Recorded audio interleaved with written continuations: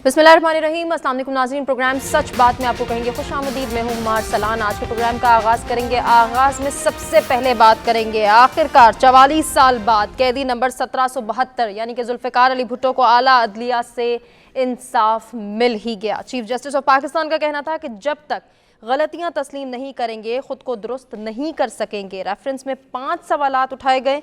जुल्फ़िकार अली भुट्टो को fair trial का मौका नहीं मिला। सुप्रीम कोर्ट की राय मुत्तफ़िका होगी। भुट्टो के ट्रायल में बुनियादी हक पर अमल नहीं किया गया। बाद अज़ां सुप्रीम कोर्ट के बाहर मीडिया से गुफ्तगू करते हुए चेयरमैन पीपल्स पार्टी बिलावल भुट्टो जरदारी का कहना था कि आज सुप्रीम कोर्ट ने तारीखी फैसला सुनाया है। अदालत ने तस्लीम किया कि जुल्फ़िकार अली भुट्टो को फेयर ट्रायल का मौका नहीं मिला। अदालत ने कहा कि माजी की गलतियों को दुरुस्त करने के लिए फैसला सुना रहे हैं। अब जानना हम अपने मेहमानों से ये चाहेंगे कि ये फ़ैसला जो सामने आया है, ये जो सूरत हाल है, इसके मौजूदा सूरत हाल पर क्या असरात मुरतब होंगे। ये फ़ैसला आइन की बालादस्ती के लिए खुशाइंद है या नहीं, कितना इम्पॉर्टेंट है आज के ये स्टेटमेंट चीफ जस्टिस साहब की, और इस फैसले के हवाले से हमारे मेहमान क्या राय रखते हैं, उनकी जानिब बढ़ते हैं। क्योंकि हमारा बुनियादी सवाल भी यही है कि क्या सुप्रीम कोर्ट का भुट्टो केस को सुनना और राय देना जमहूरियत और आइन की बालादस्ती के लिए खुशाइंद है। दूसरी जानिब हम ये भी जानना चाहेंगे कि क्या चीफ जस्टिस को गैर कानूनी फैसलों की रोकथाम के हवाले से हुकूमत के साथ मिलकर इकदामात करने चाहिए। भुट्टो के बाद आने वाली पीपल्स पार्टी की हुकूमतों ने क्यों इस केस पर कार्रवाई नहीं की। आज 44 साल बाद अगर इस फैसले के हवाले से कहा जा रहा है कि भुट्टो को फेयर ट्रायल का मौका नहीं मिला, तो ये क्या असरात, क्या इम्पैक्ट क्रिएट करेगा आने वाले टाइम पीरियड के लिए हम बात ज़रूर करेंगे। अपने मेहमानों की राय जानेंगे। जो मेहमान हमारे साथ मौजूद हैं उनसे गुफ्तगू करते हैं, पहले उनका तारुफ कराते हैं। सीनियर एनालिस्ट ईसा राना साहब हमारे साथ मौजूद हैं। स्टूडियोज में मेरे साथ सीनियर एनालिस्ट फ़रूक भट्टी साहब मौजूद हैं। कुछ ही देर में लॉ एक्सपर्ट राजा नज़ीर साहब भी हमें ज्वाइन करेंगे। फ़रूक भट्टी साहब, गुफ्तगू का आगाज़ सर आपसे करते हैं। 44 साल बाद आखिरकार वही बात दोबारा करना चाहूँगी कि आला अदलिया ने भुट्टो को इंसाफ दे दिया। बिलावल भुट्टो जरदारी दौरान समात भी आप दीदा हुए। बाद ऐसा उन्होंने जब मीडिया से गुफ्तगू की तो आइन और कानून पर उन्होंने जो है जिस तरह से अच्छा इम्पैक्ट उन्होंने छोड़ा, जिस तरह से पॉजिटिव जेस्चर दिया, मैं समझती हूँ जब हम ये बात करते हैं कि रूल ऑफ लॉ नहीं है मुल्क में, आने वाला वक्त बहुत पॉजिटिविटी की तरफ जा रहा है। रूल ऑफ लॉ भी हम देखेंगे और इंशाल्लाह आइन और कानून की बालादस्ती के लिए ऐसे फैसले बहुत इंपॉर्टेंस रखते हैं। सर आप क्या कहना चाहेंगे? देखें, इसमें बिल्कुल जो है वो बिलावल भुट्टो का आप दीदा होना और दूसरी जानब जो है वो 44 साल बाद ही कम अज़ कम जो है वो पता चल गया, और ये एक फ़ैसला जो बहुत पहले आ जाना चाहिए था। और जुल्फ़िकार अली भुट्टो के फेयर ट्रायल के हवाले से जो सुप्रीम कोर्ट ऑफ पाकिस्तान ने बात की है, तो इसका मौजूदा हालात पर भी जो है वो बड़ा इम्पेक्ट है। जुल्फ़िकार अली भुट्टो के हवाले से अदालती कत्ल की जो हम बात करते थे, उसको आज सुप्रीम कोर्ट ऑफ पाकिस्तान ने उस पर मोहर सब्त कर दी है कि अगर उन्हें फेयर ट्रायल का हक जो है वो दिया जाता तो शायद जुल्फ़िकार अली भुट्टो का इस तरह अदालती कत्ल ना होता। यही वजह है कि पीपल्स पार्टी के चेयरमैन बिलावल भुट्टो जो हैं वो आपदीदा हो गए। यकीनी तौर पर जो है उनका आपदीदा होना इसलिए इस हवाले से भी बनता है कि पीपल्स पार्टी की जो लेगेसी है जिसको लेकर वो चल रहे हैं, वो जुल्फ़िकार अली भुट्टो की लेगेसी है। इस वक्त पीपल्स पार्टी के पास जो सीटें हैं, जो वो जमहूरियत का जो समर उनको मिल रहा है, उसमें जुल्फ़िकार अली भुट्टो की वो जद्दोजहद और वो फांसी घाट पर जो है वो उनको लेके जाना और उनको फांसी देना, ये किसी भी तरह जो है वो मुअज़्ज़म माशरे में इसको ठीक नहीं समझा जाता। और पहले सिर्फ बातें होती थीं, लेकिन पीपल्स पार्टी ने कम अज़ कम ये ज़रूर किया कि बिल आखिर देर आए दुरुस्त आए। वो सुप्रीम कोर्ट ऑफ पाकिस्तान में ये मुकदमा लेकर जो है वो चले गए, और सुप्रीम कोर्ट ने जहां जुल्फ़िकार अली भुट्टो के इस फैसले के हवाले से कहा है कि उनको फेयर ट्रायल का हक़ नहीं मिला, वहाँ उन्होंने कहा कि हमें गलतियों को जो है वो तस्लीम करके आगे जाना होगा। उसका मौजूदा हालात के ऊपर जो है वो बहुत ज़्यादा इम्पेक्ट है। क्या इसी तरह के फेयर ट्रायल जो है वो मौजूदा जो हमारी इस वक्त की लीडरशिप है उनको भी मिलेगा, या फिर वही बात होगी जिस तरह मियां मोहम्मद नवाज शरीफ कहते हैं कि जी मुझे भी फेयर ट्रायल का हक नहीं मिला, और मानी पीटीआई के हवाले से भी क्या फिर इस कौम को 50 साल इंतज़ार करना पड़ेगा। तो ये बुनियादी बात ये है कि ये एक खुशाइंद बात भी है और जमहूरियत पसंदों के लिए भी एक अच्छी बात ये यानी कि सर आप समझते हैं कि इस फैसले से पाकिस्तान की मौजूदा सियासी सूरत हाल पे भी कोई ना कोई इम्पैक्ट क्रिएट होगा और आने वाले वक्त में भी? देखिए, बिल्कुल होगा। उसकी वजह यह है कि आज चीफ जस्टिस के जो रिमार्क्स हैं, जिस तरह उन्होंने कहा कि जनाब हमें गलतियां जो हैं उनसे सबक सीखना होगा और आगे की तरफ बढ़ना होगा, तो उसमें जो है वो फेयर ट्रायल जो है वो हर एक का बुनियादी हक है। फेयर ट्रायल में जो है वो अगर आप फेयर ट्रायल का हक देते हैं, और तो कुछ नहीं मांग रहे ना, बानी पीटीआई भी यही कह रहा है कि फेयर ट्रायल का हक जो है वो दिया जाए। और सुप्रीम कोर्ट ऑफ पाकिस्तान ने तो आज ये कह दिया कि हमें माजी की गलतियों को दरगुजर करते हुए हमें आगे की तरफ देखना है। और आगे की तरफ जब देखना है तो जो हम बार बार अपने प्रोग्राम में ये बात कर रहे थे कि हमें ग्रेटर डायलॉग की तरफ जाना होगा, हमें जो है वो बिल्कुल जो है वो एक जगह के ऊपर जामद नहीं रहना। हमने इस सिस्टम को अगर आगे लेकर जाना है तो फिर हमें जो है वो माजी की गलतियों को नज़रअंदाज करते हुए एक नया सोशल कंट्रैक्ट, जिसको आप कह लें, जिसको आप डायलॉग का नाम दे लें या कोई भी नाम दे लें, अगर आप पाकिस्तान को आपने आगे लेकर जाना है, पाकिस्तान की नौजवान नस्ल को आपने आगे लेकर जाना है। इस वक्त पाकिस्तान की अक्सरीती जो इस वक्त आवाम में से अगर 60% जो है वो नौजवान हैं, तो उन 60% नौजवानों को क्या मैसेज देंगे अगर हम इसी तरह जो है रूल ऑफ लॉ की जो है उस पर अमल दरामद नहीं करेंगे। और तमाम सूरत हाल इस वक्त चल रही है मुल्क की, इलेक्शन के बाद अब हुकूमत साजी का मरहला भी तकरीबन मुकम्मल हो चुका है, हल्फ बर्दारियाँ हो रही हैं, पंजाब कैबिनेट की बात करें या केपी की बात करें, अब नई हुकूमत की तश्कील हो गई है। अब आने वाला टाइम क्या हमारे लिए स्मूथ टाइम है? क्योंकि अगर हम कल की एलामिया को भी सामने रखें जो हमारे सामने हुई थी कोर कमांडर्स कॉन्फ्रेंस, और उसका एलामिया हमने बाद में पढ़ा जाना, उसके ऊपर डिस्कशन भी की, उसमें भी ये बातें सामने आई कि अब सियासी और मौशी इस्तेहकाम का वक्त है। तो यानी कि हम अवाम को रिलीफ देने के हवाले से या पुरुमीद रहने, पुरएतमाद रहने के लिए एक और स्टेप आगे बढ़ा सकते हैं, या एक स्टेप फॉरवर्ड में हम भी किरदार अदा कर सकते हैं कि अब अच्छा वक्त आने को है, अब वो सियासी बद इंतज़ामिया, वो मौशी बद इंतज़ामिया अब ख़त्म हो जाएंगी। देखिए, इसमें जो सबसे बड़ी बात है वो ये है कि इस वक्त जो है वो तमाम स्टेक होल्डर जो हैं वो कम अज़ कम एक नतीजे पर पहुंच चुके हैं, जो हम कल भी बात जो है उस पर कर रहे थे। और वो ये है कि अगर आपने उस मुल्क को आगे लेकर जाना है तो फिर आप तमाम लोगों को अपना जो एक है ना, एक इंच या दो इंच पीछे हटना होगा। अपना पीछे हट के देखें। डायलॉग में हमेशा ये होता है कुछ लो और दो की पॉलिसी के ऊपर गामजन जो है वो बंदा होता है। देखें, जुल्फ़िकार अली भुट्टो ने कोई लड़ाई नहीं लड़ी थी। जुल्फ़िकार अली भुट्टो ने 99,000 कैदी जो थे वो जो लेकर आया था, वो मुज़ाकरात की टेबल पर जो है वो इंदिरा गांधी के साथ उन्होंने मुज़ाकरात किए थे। अगर इंदिरा गांधी के साथ जुल्फ़िकार अली भुट्टो मुज़ाकरात करके 99,000 कैदी जो है वो रिहा करा सकता है, तो पाकिस्तान के मसाइल इतने बड़े नहीं हैं कि ये इनकी अनाएं इतनी बड़ी नहीं हैं कि ये अवाम के लिए जो है वो मिल बैठें। और ये कोई दुश्मन तो है नहीं, भाई हैं, देखें जब ये जमहूरियत की बात करते हैं, मैं आज बड़ा देख रहा था कि आज एक तरफ पंजाब कबीना का जो है वो हल्फ हो रहा था, दूसरी तरफ जो है वो केपी के कबीना का हल्फ हो रहा था। हल्फ एक ही था जिसमें सब कह रहे थे कि जनाब देखें हम पाकिस्तान के साथ वफादार रहेंगे, हम पाकिस्तान के साथ जो है वो हर तरह से जो है वो इसका दिफा करेंगे। जब सारे दिफा कर रहे हैं, जब पाकिस्तान के आइन के ऊपर सारे मुत्तफिक हैं, और जब पाकिस्तान तो फिर एक जगह क्यों नहीं बैठते? ये बड़ी प्यारी बात है सर, इसको हम जरूर डिस्कस करेंगे अपने दीगर मेहमानों से भी। इसार राना साहब ने हमें ज्वाइन किया, सर खुशामदीद कहना चाहेंगे। दूसरी जानिब जो हमारा बुनियादी सवाल है आपके सामने भी ये रखेंगे। एक बात तो मैं आपसे ये जानना चाहूंगी, आपको क्या लगता है चेयरमैन पीपल्स पार्टी बिलावल भुट्टो जरदारी का मौक़िफ़ आपकी नज़र में दुरुस्त है? दूसरी जानिब सुप्रीम कोर्ट का भुट्टो केस को सुनना और राय देना, आप समझते हैं जमहूरियत और आइन की बालादस्ती के लिए खुशाइंद है? देखिए, जो सुप्रीम कोर्ट का जो आज राय देना है वो आधा सच है और क्या कहते हैं आधा जो है सच छुपा दिया गया। आधा सच ये है कि जी भुट्टो साहब को फेयर ट्रायल का मौका नहीं मिला, और आधा सच ये है कि जिन लोगों ने भुट्टो साहब को कत्ल किया अदालती, उनके का तयन नहीं किया गया। जिन नॉन स्टेट एक्टर्स ने अपना किरदार अदा किया, उनका तयन नहीं हो सका। ये तयन नहीं हो सका कि जुल्फ़िकार अली भुट्टो को अमेरिका का साइफर लहराने पे सजा दी गई थी, और ये तयन नहीं हो सका कि ज़ियाउल हक ने जुल्फ़िकार अली भुट्टो को कत्ल कराने के अंदर अपना भरपूर किरदार अदा किया। तो कौम को इस तरह की आनी जानियों का कोई फायदा नहीं है। अगर आपने की समाअत करके भुट्टो को आज मुजरिम से शहीद करार देना था, तो फिर उसके तमाम करैक्टर्स को भी आप सामने लेके आते। बिल्कुल।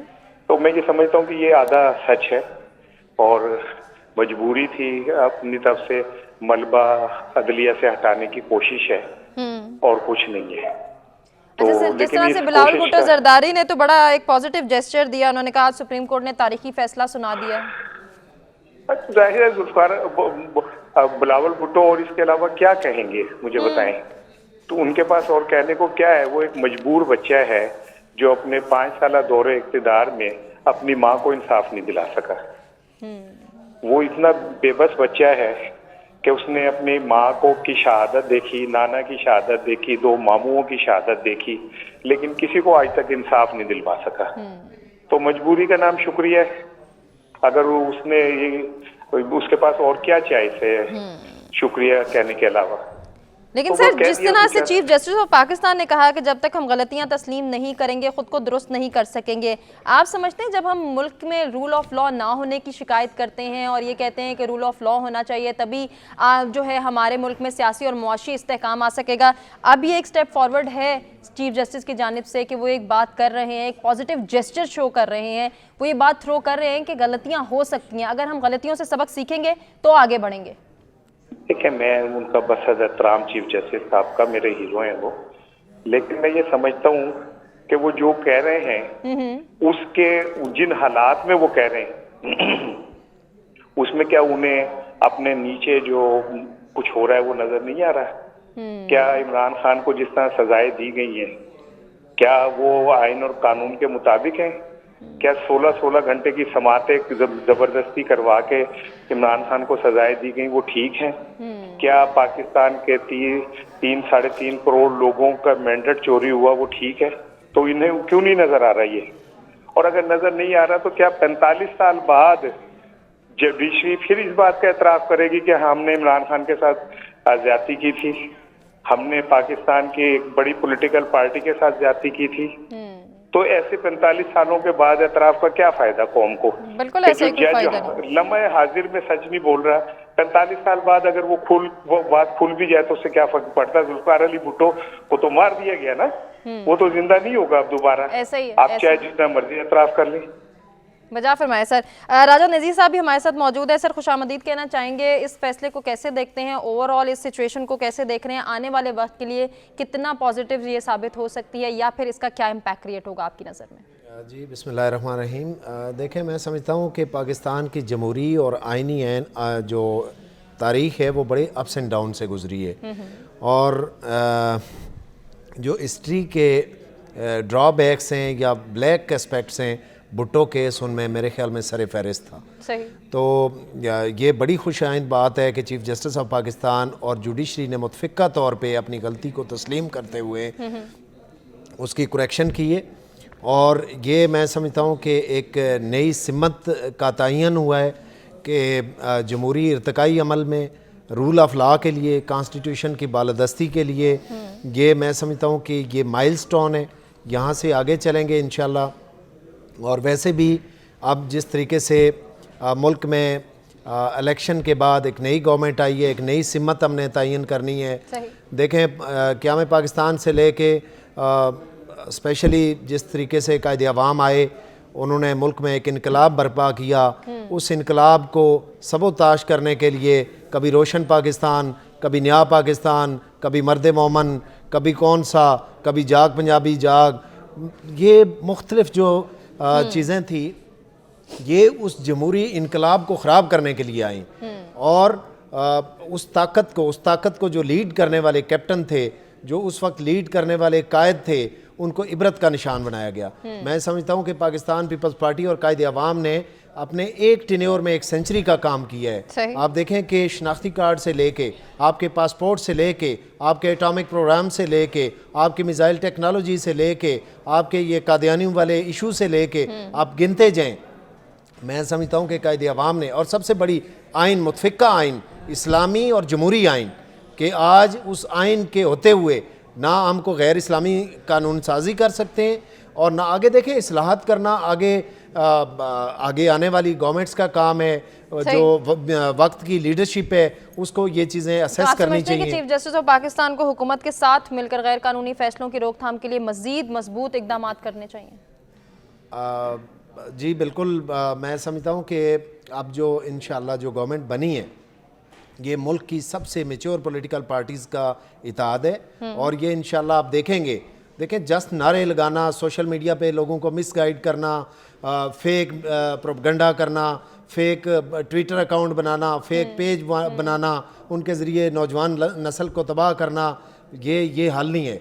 इंशाल्लाह लोग अब देखेंगे ये भी एक जमहूरी इर्तिकाई अमल का एक हमारा, मैं समझता हूँ कि आजमाइश थी हम पे, लेकिन ये इंशाल्लाह आप देखेंगे कि जिस तरीके से भुट्टो केस इतने अरसे बाद पता चला कि सच सच होता है और सच की अपनी ताकत होती है, इस तरीके से ये टेन्योर जिसके अंदर कुछ यूथ, कुछ नौजवान हमारे गुमराह हुए, अब देखेंगे कि वो इंशाल्लाह with the passage of time सीखेंगे, वक्त से, इस जमहूरी इर्तिकाई अमल से, इस आइनी इर्तिकाई अमल से सीखेंगे। ये जो इटसेल्फ डिसीजन है, ये इटसेल्फ हमारे लिए एक बहुत बड़ा टर्न है और टर्निंग पॉइंट है हमारी हिस्ट्री का, हमारी कॉन्स्टिट्यूशनल हिस्ट्री का, हमारे कॉन्स्टिट्यूशन की बालादस्ती का, हमारे रूल ऑफ लॉ का।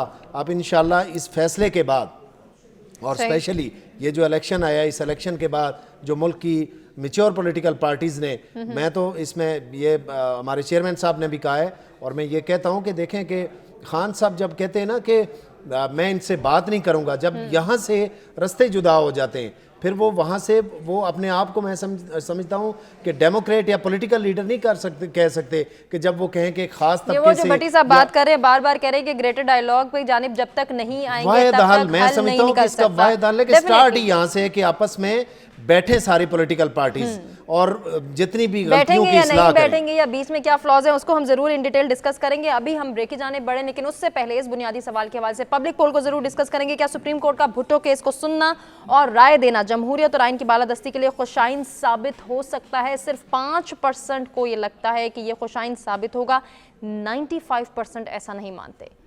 ब्रेक की जाने बढ़े, स्टे विद अस।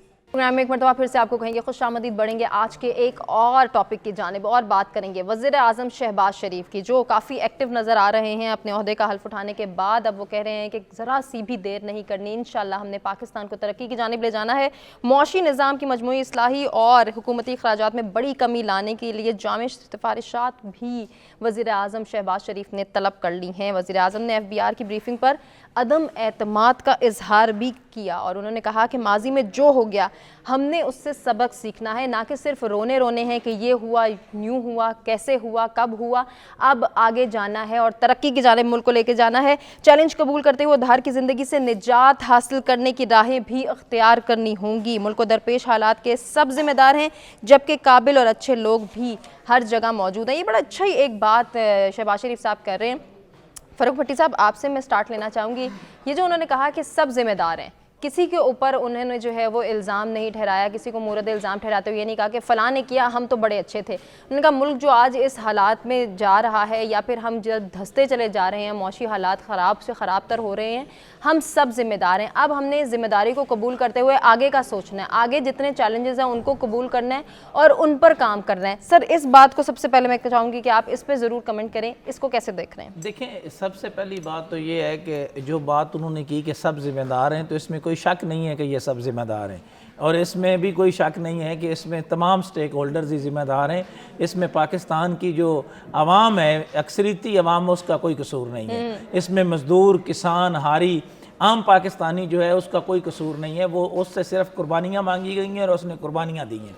तो इस वक्त ज़रूरत इस समर की है, जो हम बात बार बार कर रहे हैं और इंतखाबात से पहले से कर रहे हैं और अब भी मैं उसी को दोहराऊंगा कि ग्रेटर डायलॉग के लिए ज़रूरी है कि ये डायलॉग दो पार्टियों के दरमियान नहीं है। इस वक्त ये डायलॉग जो है उनमें तमाम पार्टियों को आपको शामिल करना होगा और उन पार्टियों में जो एक अच्छी बात है, मैं समझता हूँ कि जो PTI ने मौलाना फजल रहमान से मुलाकातें की हैं, यानी मौलाना की इनके साथ तो हो ही रही थी शहबाज शरीफ और जनाब आसिफ अली जरदारी से, लेकिन उनकी PTI के साथ बात होना, इसी तरह महमूद खान अचकज़ई ने भी यही बात की है और अख्तर महंगल ने ये बात की है, MQM को भी ऑन बोर्ड लिया जाए। तो ये तमाम सियासी जमातें जो हैं जब ये मिल बैठेंगी और उसके बाद इन्होंने एक चीज़ तय करनी है कि मुआशी एजेंडा जो है उसको आगे लेकर कैसे जाना है, वो बड़ा सीधा सा मुआशी एजेंडा है। अच्छा सर, फिलहाल जब आप ग्रेटर डायलॉग की बात करते हैं, पीपल्स पार्टी और नून लीग तो एक पेज पर हैं, वो तो साथ चल रही हैं एक दूसरे के, कि हुकूमत साजी में भी हम साथ हैं, हम मुल्क की तरक्की के लिए भी साथ हैं।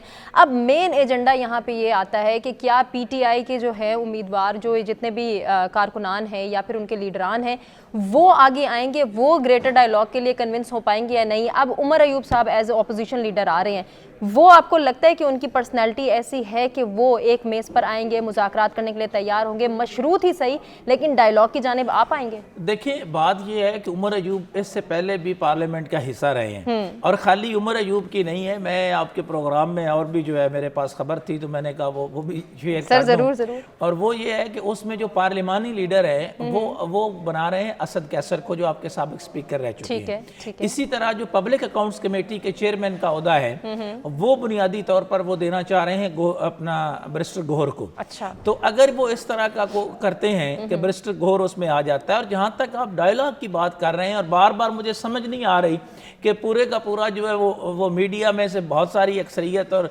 हमारी पॉलिटिकल पार्टीज में से बड़ी अक्सरियत कहती है नहीं जी वो तो बात ही नहीं करना चाहते। भाई बात वो करना चाहते हैं। अच्छा। अगर वो बात ना करना चाहते होते तो वो मौलाना फजल रहमान के साथ ना मिलते, वो महमूद खान अचकजई को अपना सदारती उम्मीदवार ना बनाते। भाई पीटीआई पे इनको इतबार नहीं है। पीपल्स पार्टी और नून लीग से बात करना चाहते हैं भाई बात ये क्यों नहीं, वो तो खुद जो महमूद खान अचकजई ने बात कही है, तो ये महमूद खान अचकजई के साथ इनको अब क्या मसला हो गया है? ये वही महमूद खान अचकजई है जो पीडीएम का हिस्सा थे, ये वही महमूद खान अचकजई है जो मुसलसल जो है वो नेशनल असेंबली में आता रहा है, ये वही महमूद खान अचकजई है जिसने पार्लियामान की बालादस्ती की बात की है। सर उस तरह तो ख्वाजा आसिफ ये भी कह चुके हैं कि उमर अयूब साहब वही उमर अयूब हैं जो नवाज शरीफ और शहबाज शरीफ के नारे लगाते थे, आज वो तरीके इंसाफ की तरफ चले गए। देखिए, महमूद खान अचकजई को आप उस तरह कंपेयर नहीं कर सकते। इज अ सीनियर पार्लियामेंटेरियन, और उसकी अगर आप स्पीच का मतन देखें तो उसमें भी वो यही बात कर रहा है कि इनफ इज इनफ। उसने कहा है जी कि ये तमाम पार्टियों को मैं कहता हूं, पीएमएलएन को उसने दावत दी, पीपल्स पार्टी को उसने कहा, पीटीआई को कहा, उसने कहा मैं तीनों पार्टियों को कहता हूं कि सारी बातों को छोड़ें, आए मिल बैठें, हमने फैसला करना है कि पार्लियामान को हमने किस तरह चलाना है। मैं अगेन ये कह रहा हूं कि महमूद खान अचकजई के साथ जनाब आसिफ जरदारी साहब जो हैं वो मुलाकात करें। ठीक है, सदारती उम्मीदवार वो हैं, वो बन जाएंगे सदर, उसके बाद जो है वो उनको बुलाएं, वो मौलाना फजल रहमान को बुलाएं, अच्छा। वो बैरिस्टर गोहर को बुलाएं, सब लोग मिल बैठ के मुल्क को आगे की तरफ लेकर चलें। यकीन जाने जो रवैया इख्तियार किया जा रहा है ना, जिस तरह कह रहे हैं कि नहीं जनाब लोग जो हैं वो गुमराह हो गए हैं, अच्छा। लोग गुमराह नहीं हुए, 60% आपकी यूथ है, आपने यूथ को दिया क्या है? लोग गुमराह हो गए हैं। आप मुझे बताएं ना कि तमाम सर इसाराना साहब, भट्टी साहब जो पॉइंट रेस कर रहे हैं सर, उस पर क्या कहना चाहेंगे? What's your take on it? और साथ ही साथ मौशी तरक्की का हल आपको नहीं लगता कि शॉर्ट टर्म पॉलिसीज पे भी पहले फोकस करना चाहिए rather than long term policies? देखिए, जो इंतखाबात होते हैं ना वो इसीलिए होते हैं कि जो भी हुकूमत आए वो अवामी मैंडेट लेके आए, अवाम का एतमाद लेके आए और अवाम के एतमाद को सामने रख के बड़े फैसले करे। ये जो मौजूदा हुकूमत है इसका सबसे बड़ा ड्रॉबैक ये है कि इनकी बढ़के नारे हैं अपनी जगह पे, लेकिन इन्हें पता है कि मोर नाचता है, पैर देखता है तो अपने पैरों को देखकर रोने लगता है, क्योंकि इनके पैरों में मैंडेट चोरी करने के बदनुमा दाग। तो ये कैसे बड़े फैसले ले सकते हैं? अभी मुझे हंसी आ रही थी शहबाज शरीफ साहब के एक बयान पे, उन्होंने कहा कि वो सादगी के लिए फौरन सिफारिशात तैयार की जाए। तो भाई 17 माह पहले भी तो आपने सिफारिशात ही तैयार करवाई थी सादगी की, क्यों नहीं उसको इम्प्लीमेंट किया आपने? या उसको ही क्यों नहीं अब इम्प्लीमेंट कर लेते, आप नई क्यों बनवा रहे? ऐसे ही लोगों को बेवकूफ बनाना। भाई आप खुद खरबोपति हैं, आपके खुद कारखानों ने और आपके खानदान ने कौमी खजाने से कर्जे लेके माफ करवाएंगे, आप कैसे कोई इंसाफ दिलवा देंगे आवाम को? तो ये सब ऐसे ही बस एक आई वॉश है और इन्हें भी पता है, लेकिन इनकी अजमत को सलाम इसलिए कि इसके एतमाद से झूठ बोलते हैं और मुस्तरसल बोले जाते हैं तो सामने वाले को लगता है कि यार ये कितने सच्चे लोग हैं, हालांकि इन्हें खुद पता होता है कि कितने झूठ बोल रहे हैं। तो ये छोड़ दें, इनके ना मईशत को संभालना इनके मतलब बस की बात है, ना ये संभाल पाएंगे। ये सारा कुछ IMF से कर्जा लेना है, उसके लिए हमें पॉलिटिकल फेस चाहिए, वो ये मौजूद है, हमें जाएंगे मांगने के बड़े। सर यानी कि हम IMF से छुटकारा नहीं पा सकेंगे? वो कैसे पा सकेंगे? क्या अब कैसी बात करनी है? छुटकारा पा लेंगे। कर्जे लेके छुटकारे पाए जाते हैं क्या? घरों के दुख दलदर जो है, सर पर किस बेस पर वजीर आजम शहबाज शरीफ कह रहे हैं कि हम तरक्की की राह को हमवार करेंगे, कर्ज से निजात दिलाएंगे कौम को? चलो, शहबाज शरीफ साहब के ये वाले जो बयान है ना, ये आप 5 साल पहले भी सुन ले, एग्जैक्टली यही थे, शबाना रोज मेहनत करेंगे और हम यहाँ पे एड़ियाँ रगड़ेंगे और इसी रगड़ी से अगर वो जमीन से पता नहीं क्या निकलेगा और हम यूं कर कॉमा फुल स्टॉप ही चेंज कर लें यार अपनी बात में। आप तो कॉमा फुल स्टॉप भी नहीं चेंज करते अपनी किसी बात में, क्योंकि आपको पता है कि ये मैंने चीजों टाइप बयान देने और ये देते रहना। इनके 25-30 जुमले हैं मियां शहबाज शरीफ साहब के, मिसा के मईशत, और हम दिन रात मेहनत करेंगे, शबाना रोज मेहनत करेंगे और हम मिलकर सब मिलकर ये 25 जुमले निकाल दें तो वो गूंगे हो जाएंगे। तो इन बातों से क्या फर्क पड़ता है? आप कहते रहे अमली तौर पे आप उसके करोड़ों मील दूर खड़े हो। मैंने तो कहा है कि जिन खानदानों ने कर्जे माफ करवाए सिर्फ वो वापस लें, आपकी मईशत ठीक हो जाएगी। और कौन वापस लेगा? जिन्होंने कर्जे लेके माफ कराए वही तो हुक्मरान है। शहबाज शरीफ हो, वो जरदारी खानदान हो, वो चौधरी खानदान हो, यही लोग तो हैं जिन्होंने कर्जे माफ कराए। और इसीलिए तो वो आदमी जो कैदी नंबर 8 से 4 है बुरा है कि वो इन्हीं की तरफ तो ध्यान दे, वो बाद अवाम का ध्यान दिलवाता है। तो यार यही तो वो लोग हैं जिन्होंने कौमी खजाने लूटे, आज ये कौमी खजाने के निगरान बनते बैठे। सर यानी कि आपकी नजर में हालात जूं के त्यों रहेंगे? बुरे नहीं, जूं के त्यों नहीं रहेंगे, बदतरीन होंगे। तो फिर सर क्या फ़ायदा हुआ जब हम इतना ज़्यादा फोर्स करते थे कि इलेक्शन हो जाएंगे तो सियासी इस्तेहकाम आएगा, सियासी इस्तेहकाम आएगा तभी मौशी इस्तेहकाम आ सकेगा? तो सियासी इस्तेहकाम लाते ना, जो जीते हुए थे उनको बेनिफिट मिला, सियासी इस्तेहकाम आ जाता। जब आप 18, 20, 25 सीटों वालों को वज़ीर आज़म बना देंगे तो सियासी इस्तेहकाम आएगा। सियासी इस्तेहकाम लाना तो अमन लेके आए, तो आप जनाब अभी एक साथ लेके आए, इस्तेहकाम आ जाएगा। ठीक हो गया सर आपकी जानिब हम फाइनल कमेंट्स के लिए ज़रूर आएंगे। राजा नज़ीर साहब, मौशी तरक्की के लिए हम बात कर रहे हैं, जैसे वज़ीर आज़म शहबाज शरीफ कह रहे हैं कि उधार की ज़िंदगी अब ख़त्म करेंगे। अब ये हमने चैलेंज कबूल किया है कि राहें हमवार करनी है और इस उधार की ज़िंदगी से निजात दिलानी है, जबकि अभी इसार राना साहब कह रहे थे कि ऐसा कुछ नहीं हो सकेगा, हम IMF से छुटकारा हासिल नहीं कर पाएंगे क्योंकि हालात ही नहीं है, हालात साजगार होंगे तो हम उधार की ज़िंदगी से निजात दिला सकेंगे ना किसी को। तो फिर ये दावे, ये बुलंदबांग बातें, ये किस जानिब जाएंगी? आवाम तो फिर वहीं पे है कि वो कह रही थी कि शायद रिलीफ मिलेगा, शायद नई हुकूमत की तश्कील होगी तो हमें कोई हमारा जो है वो हालात बेहतर होंगे, मौशी हालात में बेहतरी आएगी। ये दावे यूं ही धरे के धरे रह जाएंगे या कोई अमली तौर पर कोई इकदामात, कोई पॉलिसीज़, कोई स्ट्रैटेजीज सामने आएंगी? देखें, मैं समझता हूँ कि एक कानून के तालिब इल्म की हैसियत से, जिस तरह कानून का एक तालिब इल्म सोचता है कि मुल्क में आइन की बालादस्ती हो, कानून का नफाज हो, इसी तरीके से हमारी ख्वाहिश होती है सिविल सुपरमेसी भी हो और गवर्नमेंट की कंटिन्यूशन और पॉलिसीज़ का तसलसल हो। मैं समझता हूँ कि ये इस इलेक्शन के बाद एक ठहराव आएगा।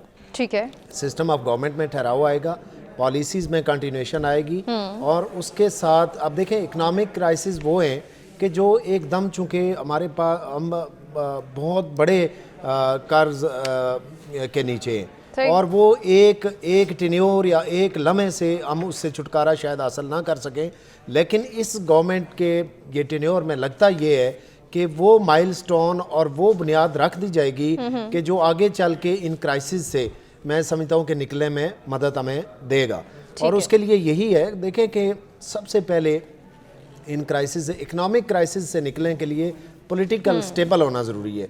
और पॉलिटिकल स्टेबल होने के लिए मैं समझता हूँ कि जिस तरह मेरे भाई ने कहा कि ठीक है, ये एक पॉजिटिव स्टेप है कि जिस तरीके से इमरान खान एक स्टेप डाउन हुए, मौलाना की तरफ चल के आए, फिर उसके बाद बाकी दिगर कुछ जमातों की तरफ वो आगे आए हैं। लेकिन अब देखें इसमें वो शाइनेस फील ना करें कि इसमें शर्मिंदगी नहीं है डायलॉग करने में। अब वो चूँकि उन्होंने यूथ को इतना एक साइड पे लेके गए हैं कि उन्होंने एक पूरा मोटो बनाया है कि मैं ठीक और ये सारे चोर, और उसकी वजह से अब एकदम उससे रीट्रैक करना या टर्न करना या उस पटरी से उतरना उनके लिए पॉसिबल नहीं है। मैं कहता हूं कि वो जितना जल्दी इसको समझेंगे, पॉलिटिक्स है, गलतियां होती हैं, आज देखें कि आज कितनी बड़ी गलती की इस्लाह हुई है, इसी तरीके से पॉलिटिशियंस को और वो पॉलिटिशियंस के जो डायलॉग में की इस्लाह भी तो कहा जा रहा है ना बेसूद है, इसका कोई फायदा नहीं है। किसका कह रहे हैं? जिस तरह से आप कह रहे हैं भुट्टो केस के हवाले से आप कह रहे हैं ना कि ये इस्लाह हुई है या इसको कन्विंस करने के लिए कि आगे ऐसे नहीं होगा, ये चीज़ हमने एक्सेप्ट कर ली, ये अभी बेसूद है, इसका कोई फ़ायदा तो नहीं। देखें कुछ चीज़ें ऐसी हैं कि जो वापस तो नहीं आती, जैसे कायदे अवाम वापस नहीं आ सकते, जैसे मतलब कि कुछ चीज़ें हिस्ट्री की वापस नहीं आ सकती, लेकिन उससे सबक सीख के कुछ ऐसी सिमतों का तयन हो सकता है कि आगे बेहतरी हो सकती है। तो मैं समझता हूँ कि ये जो माशी आपने कहा ना कि मैं समझता हूँ कि मायूस होने की ज़रूरत नहीं है। मुल्क की मेजॉरिटी जो पॉलिटिकल पार्टीज़ हैं वो एक पेज पे हैं, वो एक दो ऐसे लोग हैं कि जो कन्फ्रंट करने की वो नहीं आना चाहते मुज़ाकरात की। नहीं, मेरे ख्याल में देखें हम जमहूरी इर्तिकाई अमल के अंदर हैं और लीडरान ने गलतियां की हैं, कुछ ने एक्सेप्ट भी की हैं, कन्फेस भी की हैं और करेंगे भी। मेरे ख्याल में अल्टीमेटली अगर पॉलिटिक्स करनी है इमरान खान ने या कोई ऐसी जमात जो डायलॉग पे बिलीव नहीं करती तो उनको इस साइड पे आना पड़ेगा और इसी साइड पे आएंगे तो आगे तयन होगा इकोनॉमिक्स जो इशू है। थोड़ा सा जो है वो आपकी भी थोड़ी सी वो ये बात ज़रूर कहूँगा कि जिस तरह आप एक चीज़ पे डिटर्मिन है कि इसी तरह मैं पहले कह चुका हूँ कि हमारी अक्सरियत जो है, जो चैनल्स पर बैठे हुए मेरे भाई हैं, जो एंकर्स हैं, वो कहते हैं जी वो तो आना ही नहीं चाहते। भाई बात ये है कि हम बार बार क्यों उनको जो है वो फिक्स करते हैं कि वो नहीं आना चाहते। हमें कहना चाहिए कि वो आ जाएंगे। भाई महमूद खान अचकज़ई का मैंने कहा ना कि जो उनके साथ बात हुई है, दीगर के साथ बात हुई है, तो वो डायलॉग के लिए थोड़ा सा टाइम लगता है, अभी उनके जख्म ताज़ा हैं, उनकी शराइत हैं, वो शराइत एक्सेप्ट किए बगैर नहीं हो सकता, ये चीज़ आप माने। देखें शरायत कभी भी किसी की सारी पूरी नहीं होती। डायलॉग का ये है कि कुछ लो और दो की बुनियाद पे बात आगे चलती है। और मैं आपको एक बात जो है वो बिल्कुल जो है वो बरमला ये कहने को तैयार हूँ कि अगर कोई इसमें है ना जी कि ये कोई बहुत बड़ा इनकलाब ले आएंगी दो बड़ी पार्टियाँ PMLN और पीपल्स पार्टी, तो ये हमने 17 महीने इनके देखे हैं जो महंगाई का कचुम्बर महंगाई से आवाम का निकल गया था। इनको तमाम स्टेक होल्डर्स को ऑन बोर्ड लेना पड़ेगा।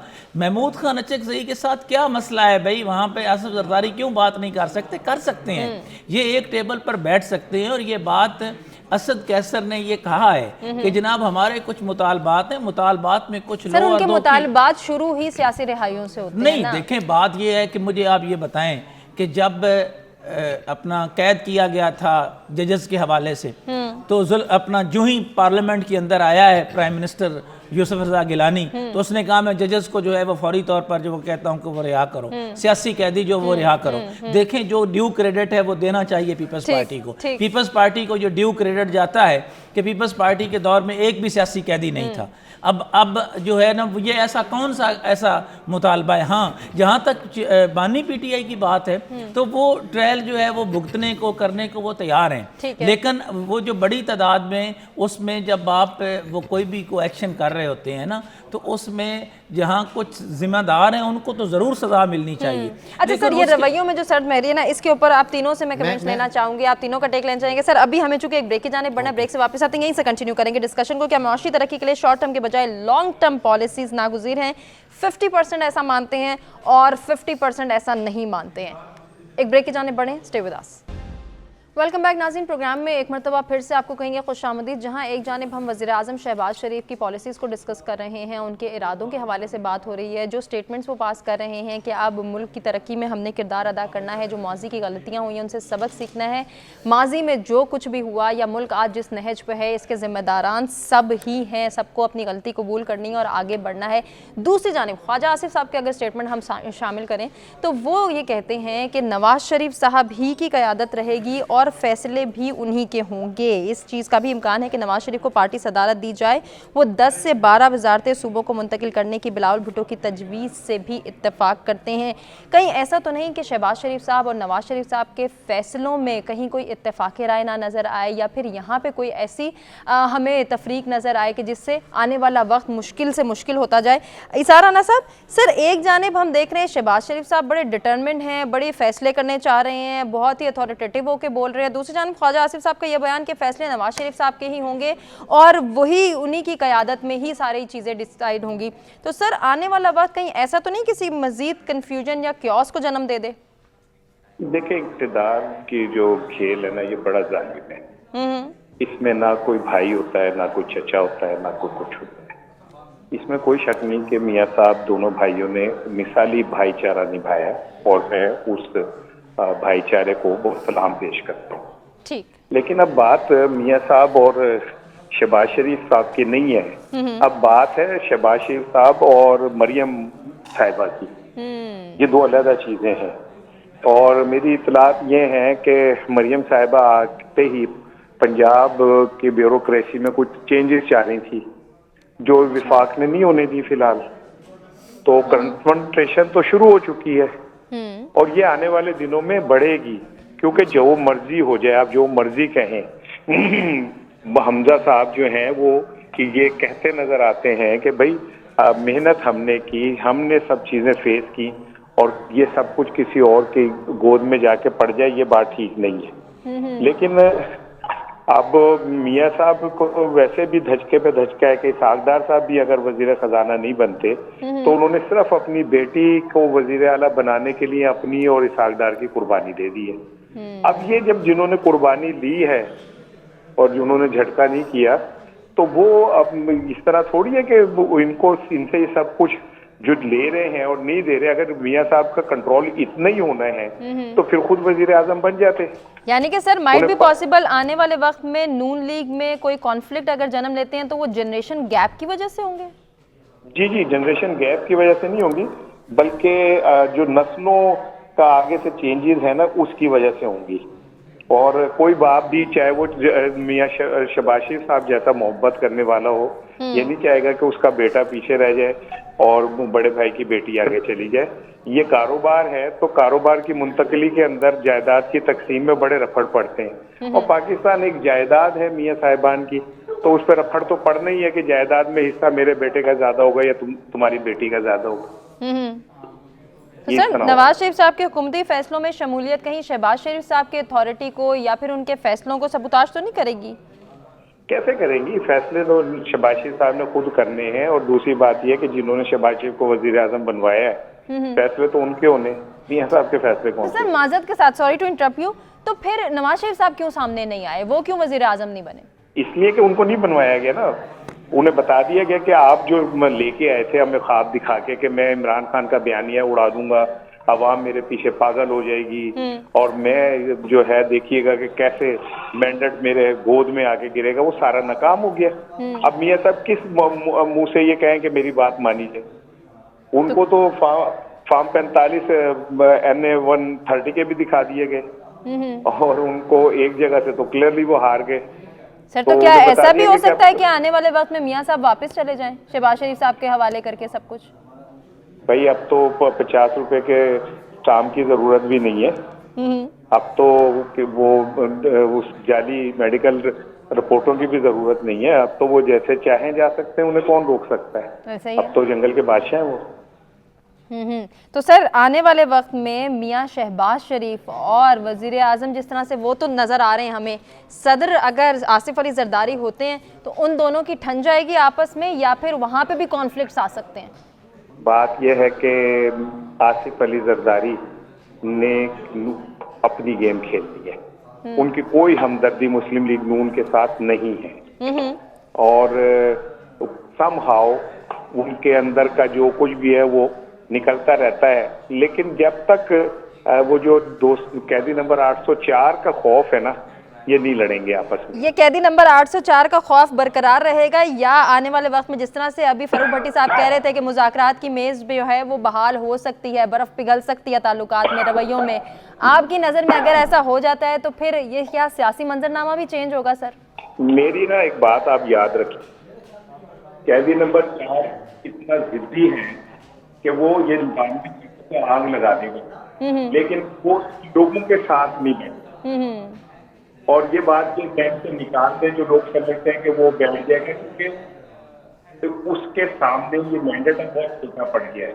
ठीक, एक शख्स जिसको आपने हाथ पांव बांध दिए आंखों पे पट्टी बांध दी, पैरों पे पट्टी बांध दी, उसे रिंग में उतारा और पहलवानों को आपने देसी घी खिलाए, दंड बैठ से लगवाई और उसने बंधे हुए हाथों से इन सबको नॉकआउट कर दिया, तो वो इनके साथ बैठेगा। ठीक हो गया सर। सर आपका ओपिनियन आ गया। राजा नज़ीर साहब, सर आप कुछ कहना भी चाह रहे थे, वो भी अपनी बात मुकम्मल कर लीजिए। और ख्वाजा आसिफ के बयान को आप कैसे देखते हैं? इससे क्या लगता है आपको, क्या शहबाज शरीफ बाइख्तियार वज़ीर आज़म साबित हो सकेंगे?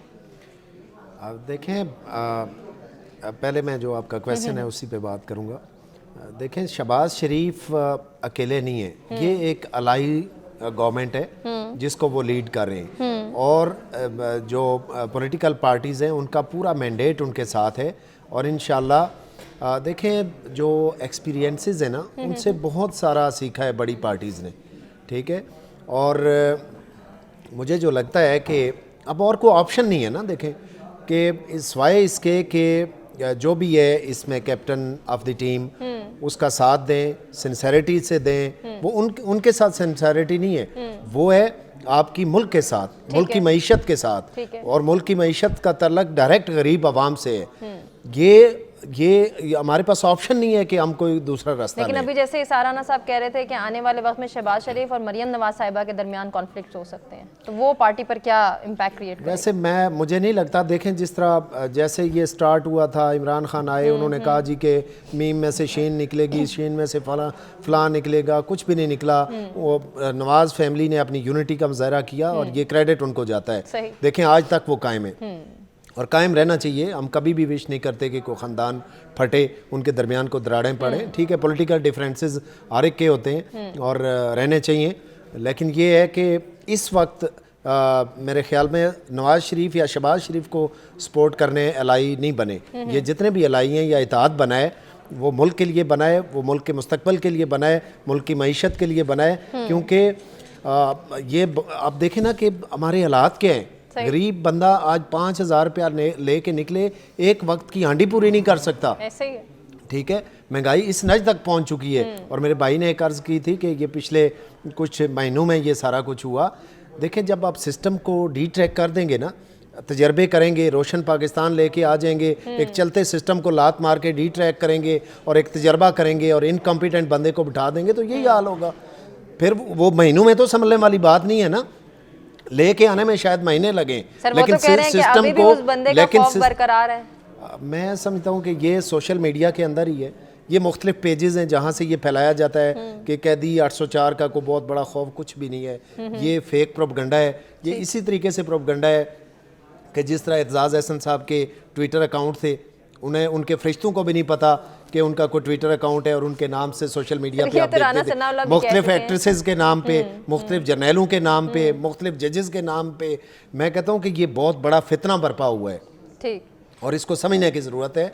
इस सोशल मीडिया ठीक है, उसको रोक नहीं सकते, ना रोकना चाहिए, लेकिन हमारे इस जमहूरी इर्तिकाई अमल में ये हमें समझना पड़ेगा कि झूठ से निकल के रियलाइजेशन की तरफ आना पड़ेगा। अच्छा, झूठ से निकल के रियलाइजेशन की जानिब आना पड़ेगा, ये आप बड़ी अच्छी बात करें। अगर इसको हम अपने पाकिस्तान के पर्सपेक्टिव में देखें तो सियासी जो है वो निज़ाम की बेहतरी के लिए भी ज़रूरी है, मौशी निज़ाम की बेहतरी के लिए भी ज़रूरी है। फ़रूख भट्टी साहब, सर आप क्या कमेंट करना चाहेंगे? अमेरिका इस बात की तायद कर रहा है कि मरियम नवाज़ का वज़ीर आला सियासत में ऐसा वज़ीर आला आना ये खुशाइंद है, ये अहम संगे मील साबित होगा पाकिस्तान की सियासत के लिए। आप इस पर क्या कमेंट करना चाहेंगे? देखिए, बात यह है कि किसी भी ख़ातून का वज़ीर आला के तौर पर आना, वो इस हवाले से तो ज़रूर अच्छी बात है कि वो चीज़ों को जो है वो समझेंगी। लेकिन मैं आपके उस बुनियादी सवाल की तरफ जा रहा हूँ जिस पर जो है वो इसार राना साहब ने बात की और PMLN के हवाले से आपने कहा।